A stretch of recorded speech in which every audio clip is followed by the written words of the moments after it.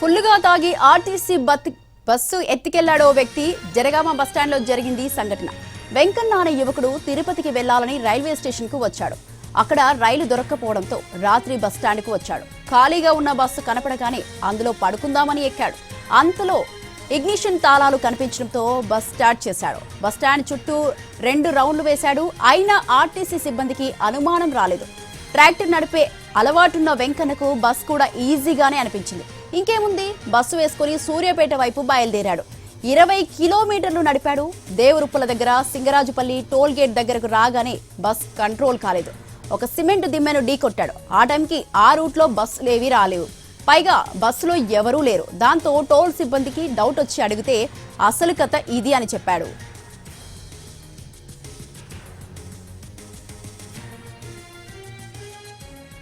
పట్టుకపోయేది గాడిది.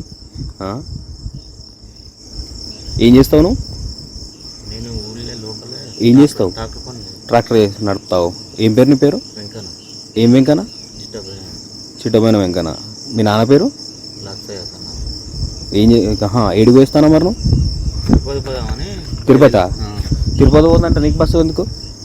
ట్రైన్ లేదని వెళ్ళగొట్టి 2 సార్లు తిప్పి అయితే బస్సు కనవడం బస్సు ఎత్తుకోబోతున్నా? లేదు, అలా పండుకుందామని మామూలుగా వాళ్ళకి ఎక్కిన ఇట్లా కూర్చొని ఇట్లా లేరవుతా అంటే దాంట్లో గల్లు అని సౌండ్ వచ్చింది.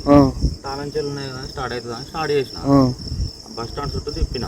ఇది ఒక రౌండ్ ప్రాక్టీస్ అవుతుందో కాదని మామూలుగా 2 రౌండ్లు తిప్పినాక ఇటు వచ్చినాక ఎడిపోతావు బండి బస్సు ఇప్పుడు తీసినావా అన్నాడు. అంటే మరి పాలకొత్తు సార్ అంటే పో అన్నాడు ఆయన. అంతే, నేను అలా మిస్టేక్ ఏం లేదు సార్. అది ఒక్కనే నువ్వు తిరుపతి పోదామని వెళ్ళావు? ఏం దగ్గర పోదామని, చిన్న చిన్న విషయాలకు ఇబ్బంది అవుతుందని దేని తిరుపతి గడు పోదామని వెళ్ళిన. బయటకు వెళ్ళిన. నీకు